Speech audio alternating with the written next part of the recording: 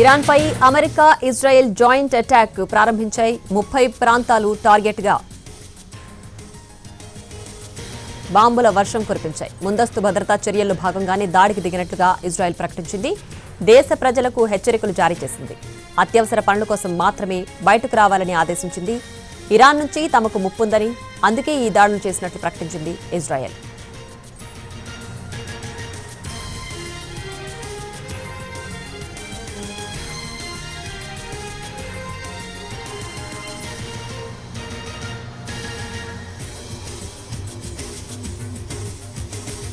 Iran కూడా ప్రతీకార దాడులకు దిగే అవకాశం ఉండడంతో ఇజ్రాయెల్ అలర్ట్ అయింది. స్కూళ్లకు సెలవు ప్రకటించింది. ప్రజలు కూడా ఇళ్ల నుంచి బయటకు రావద్దని సూచించింది. ఇజ్రాయెల్లోని ఎయిర్పోర్ట్లను, ఎయిర్ స్పేస్ ను కూడా మూసివేసింది. ఇరాన్ పై అమెరికా ఇజ్రాయెల్ జాయింట్ అటాక్ చేశాయి. ఆ దేశ రాజధాని టెహ్రాన్లోని 30 ప్రాంతాలు టార్గెట్ గా బాంబుల వర్షం కురిపించాయి. ముందస్తు భద్రతా చర్యల్లో భాగంగానే దాడికి దిగినట్లుగా ఇజ్రాయెల్ ప్రకటించింది. దేశ ప్రజలకు హెచ్చరికలు జారీ చేసింది. అత్యవసర పనుల కోసం మాత్రమే బయటకు రావాలని ఆదేశించింది. ఇరాన్ నుంచి తమకు ముప్పుందని, అందుకే ఈ దాడులు చేసినట్లు ప్రకటించింది ఇజ్రాయెల్. ఇక ఇరాన్ పై అమెరికా ఇజ్రాయెల్ జాయింట్ అటాక్ చేశాయి. దీనికి సంబంధించి పూర్తి డీటెయిల్స్ మా ప్రతినిధి రాజు లైవ్ లో అందించడానికి సిద్ధంగా ఉన్నారు. రాజు. ప్రియా, ఇరాన్ ఇజ్రాయెల్ మధ్య యుద్ధ వాతావరణం ముదురుతుందని చెప్పుకోవచ్చు. గత కొంతకాలంగా జరుగుతున్నటువంటి యుద్ధ పరిస్థితులు ఈ మధ్య కాలంలో కొంత శాంతంగా కనిపించాయి. కానీ ఈరోజు ముఖ్యంగా ఇరాన్ పైన ఇజ్రాయెల్ మిసైల్ దాడులు చేసింది. అది కూడా ఇరాన్ రాజధాని తెహ్రాన్ పైన. ఇప్పుడు తెహ్రాన్ మొత్తం కూడా భయాందోళనతో నిండిపోయిందని చెప్పుకోవచ్చు. అక్కడ ఉన్నటువంటి ప్రజలందరూ కూడా సురక్షితమైనటువంటి ప్రాంతాలకు తరలి వెళ్తున్నారు. ఇప్పటికే కార్యాలయాలకు, స్కూళ్లకు అలర్ట్ ప్రకటించారు. అవన్నింటినీ కూడా ఖాళీ చేసి సురక్షిత ప్రాంతాలకు వెళ్లాలని చెప్పి ఇరాన్ ప్రభుత్వం హెచ్చరికలు జారీ చేసింది.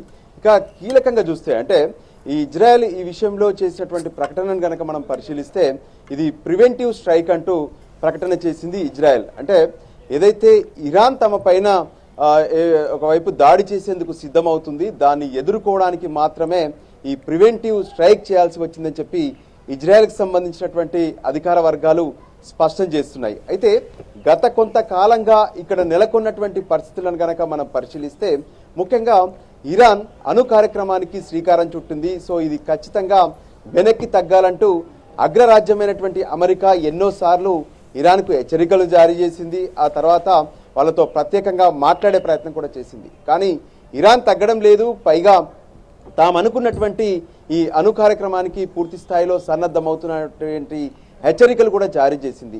దాంతో ఇప్పుడు ఇరాన్ ఎలాగైనా సరే తమ ఆధీనంలోకి తీసుకోవాలి, ఇరాన్ అనుకున్నటువంటి కార్యక్రమానికి బ్రేక్ చేయాలంటే ఖచ్చితంగా ఇది ఇజ్రాయెల్ను అడ్డు పెట్టుకొని చేయాల్సినటువంటి అవసరం ఉందంటూ అమెరికా ఈ విషయంలో రంగంలోకి దిగింది. అందుకే ఇజ్రాయెల్తో కలిసి ఇప్పుడు ఇరాన్ పైన దాడులకు సిద్ధమవుతుందన్నట్టుగా ఇప్పటికే ఏదైతే అంతర్జాతీయ స్థాయిలో చర్చ జరుగుతున్నటువంటి పరిస్థితి కనిపిస్తుంది.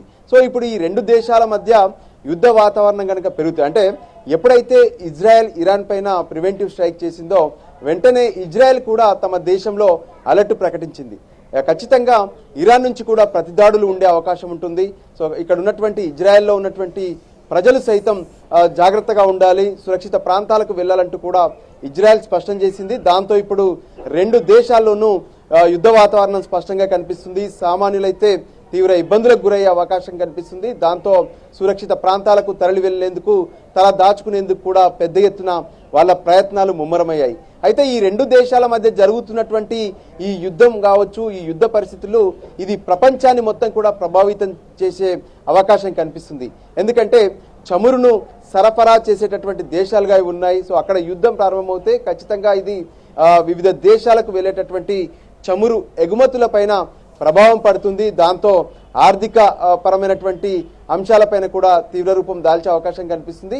అయితే ఈ యుద్ధం జరగకుండా ఉండేందుకు కూడా ఇప్పటికే యునైటెడ్ నేషన్స్ కొంత ప్రయత్నాలు జరుపుతున్నప్పటికీ కూడా ఏ విధంగానైతే ఇరాన్ అనుకున్నటువంటి ఈ అణు కార్యక్రమానికి పూర్తిగా కూడా స్వస్తి పలికితే తప్ప ఇజ్రాయెల్ వెనక్కి తగ్గేటటువంటి అవకాశం ఉండదని చెప్పి గతంలోనే అమెరికా కొన్ని కీలక ప్రకటనలు కూడా చేసినటువంటి పరిస్థితి కనిపించింది.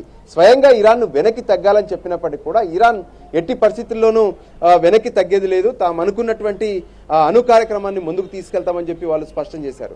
దాంతోనే ఇప్పుడు అమెరికా అంటే నయాన్నో భయాన్నో ఖచ్చితంగా ఇరాన్ చేసినటువంటి ఈ అణు కార్యక్రమానికి బ్రేక్ వేయాల్సినటువంటి అవసరం ఉందంటూ ఇజ్రాయెల్తో ఇప్పుడు దాడులు చేపిస్తుంది. ఇజ్రాయెల్కి కావాల్సినటువంటి పూర్తి సహకారాన్ని అమెరికా అందిస్తున్నటువంటి ఆరోపణలు కూడా వినిపిస్తున్నాయి. ఎందుకంటే ఇజ్రాయెల్కు ఏ విధంగానైతే ఎయిర్ స్ట్రైక్ చేసేందుకు కావాల్సినటువంటి పూర్తి స్థాయి సహకారాన్ని, వాళ్ళకు కావాల్సినటువంటి ఆయుధాలను కూడా అమెరికానే అందిస్తున్నటువంటి అంశం కూడా ఇక్కడ తేటతెల్లమవుతుంది. అయితే ఒకవైపు అంటే ఇరాన్ గనక దాడులు చేస్తే తమ దగ్గర ఉన్నటువంటి ఏదైతే ఎయిర్ స్ట్రైక్స్ నుంచి తప్పించుకునేందుకు కావాల్సినటువంటి డోమ్స్ కావచ్చు, వీటన్నిటిని కూడా ఇప్పటికే సెట్ చేసుకునేటువంటి పరిస్థితి ఉంది. మొత్తానికి ఒకరిపై ఒకరు ఇక యుద్ధానికి సిద్ధమవుతున్నారు. ఏదైతే ప్రివెంటివ్ స్ట్రైక్ పేరుతో ఇజ్రాయెల్ చేసినటువంటి దాడులతో ఇక ఇరాన్ అప్రమత్తమైంది. ఇరాన్ కూడా ఏ క్షణాన్నైనా సరే ఇజ్రాయెల్ పైన దాడులు చేసే అవకాశం కనిపిస్తుంది.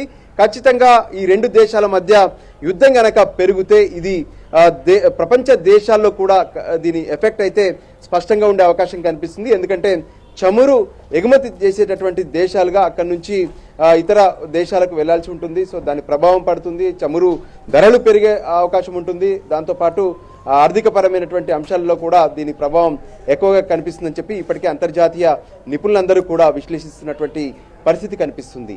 ప్రియా, రాజు, అయితే ఇరాన్ ఇజ్రాయెల్ మధ్య గత సంవత్సరమే కాల్పుల విరమణ ఒప్పందం జరిగినప్పటికీ ఇరాన్ ఎందుకు అణు ఆయుధ కార్యక్రమాలు ముందుకు తీసుకెళ్లాలనుకుంటుంది? ఇప్పుడు ఇజ్రాయెల్ చేసిన అటాక్కి రివర్స్ అటాక్ ఇరాన్ కూడా చేస్తే ఇది ఎక్స్పెక్ట్ చేసినట్లుగానే తర్వాత ఇది ఎప్పటికి ముగింపు పడే అవకాశం ఉంది? అలాగే ఇతర దేశాలపైన ఈ చమురు ఎగుమతులపైన ఎంతవరకు ఎఫెక్ట్ పడుతుంది, ఎంతవరకు లాస్ ఉండే అవకాశం ఉంది?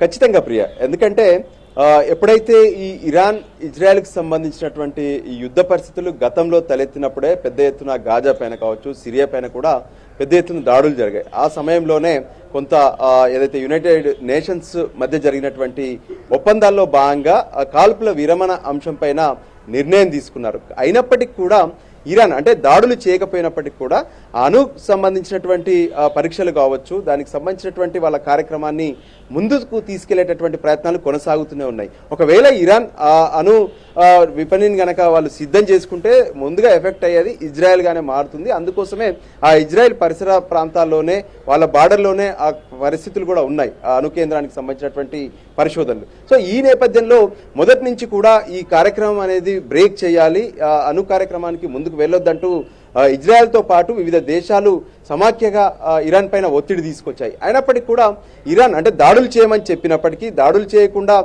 ఏ విధంగానైతే ఒకరిపై ఒకరు యుద్ధం చేసుకోకుండా ఉండేందుకు ఈ విషయంలో కొంత సీజ్ ఫైర్ విషయంలో నిర్ణయాలు తీసుకున్నా వాళ్ళ కార్యక్రమాన్ని మాత్రం ముందుకు తీసుకెళ్తున్నారు. అమెరికాకు సంబంధించినటువంటి నిఘా వర్గాలు ఎప్పటికప్పుడు ఇరాన్లో జరుగుతున్నటువంటి ఈ అణు కార్యక్రమానికి సంబంధించినటువంటి అంశాలపైన అప్డేట్స్ ఇస్తూనే ఉన్నారు. ఇంటెలిజెన్స్ వర్గాల సమాచారం మేరకే ఈరోజు ఇజ్రాయెల్ కూడా దాడి చేసిందని చెప్పి ప్రకటిస్తుంది. ఎందుకంటే ఏ క్షణాన్నైనా సరే ఇజ్రాయెల్ పైన ఇరాన్ విరుచుకుపడే అవకాశం ఉంది. అందుకోసమే ప్రివెంటివ్ గానే మేము ఈరోజు స్ట్రైక్ చేశామన్న విషయాన్ని ఇజ్రాయెల్ స్పష్టంగా ఇప్పటికే ప్రకటన చేసింది. అయినప్పటికీ కూడా ఇప్పుడు ఇరాన్ మరోసారి ఇజ్రాయెల్ పైన దాడి చేసే అవకాశం కనిపిస్తుంది. దాంతో మళ్ళీ ఇజ్రాయెల్ ఇరాన్ పైన దాడి చేస్తుంది. సో రెండు దేశాల మధ్య పెద్ద ఎత్తున యుద్ధం జరిగే పరిస్థితులు అయితే స్పష్టంగా కనిపిస్తున్నాయి. అగ్రరాజ్యమైనటువంటి అమెరికా ఇజ్రాయెల్కు పూర్తి స్థాయిలో మద్దతు పలుకుతుంది. సో ఈ పరిస్థితుల్లో ఖచ్చితంగా ప్రపంచవ్యాప్తంగా ఎగుమతి అవుతున్నటువంటి చమురులో అగ్రంగా అంటే ఎక్కువగా ఎగుమతి చేసేది ఇజ్రాయెల్, ఇరాన్లే. సో అక్కడి నుంచి వచ్చేటటువంటి చమురు ఎప్పుడైతే ఈ యుద్ధం కారణంగా తగ్గిపోయే అవకాశం ఉంటుంది, అంతర్జాతీయంగా ఇతర దేశాలకు వెళ్ళేటటువంటి బార్డర్స్ కావచ్చు, ఇవన్నీ కూడా క్లోజ్ చేస్తారు. ఆ దేశాల్లో యుద్ధ పరిస్థితులు నెలకొన్నప్పుడు ఆ చమురు వెలికితీత కావచ్చు, చమురుకు సంబంధించినటువంటి ట్రాన్స్పోర్టేషన్ ఇవన్నీ కూడా జరగవు. సో దాంతో వివిధ దేశాలకు వెళ్లాల్సినటువంటి చమురు ఎగుమతి కాదు. ఖచ్చితంగా వివిధ దేశాల్లో ఏ విధంగానైతే ఆ దేశాలతో పెట్టుకున్నటువంటి అగ్రిమెంట్స్ ప్రకారం అవన్నీ రీచ్ కాకపోతే అక్కడ ఉన్నటువంటి ఉపయోగానికి అంటే డిమాండ్ మేరకు సప్లై కాకపోతే ఆ ధరలు కూడా పెరిగే అవకాశం కనిపిస్తుందనే విశ్లేషణలు అయితే కొనసాగుతున్నాయి. దానికి అనుగుణంగానే ఈ యుద్ధాన్ని ఆపేందుకు కొన్ని దేశాలు ప్రయత్నం చేస్తుంటే ఆ ఇరాన్ అణు విషయంలో కనుక వెనక్కి తగ్గితేనే ఈ యుద్ధం అనేది ఆగుతుందనే సమాచారాన్ని, అటువంటి సంకేతాలను ఇజ్రాయెల్ స్పష్టం చేస్తుంది. ఇజ్రాయెల్కు పూర్తి స్థాయిలో వెన్నుదన్నుగా అమెరికా నిలుస్తున్నటువంటి సిచ్యువేషన్ ఇక్కడ స్పష్టంగా కనిపిస్తుంది. ప్రియా.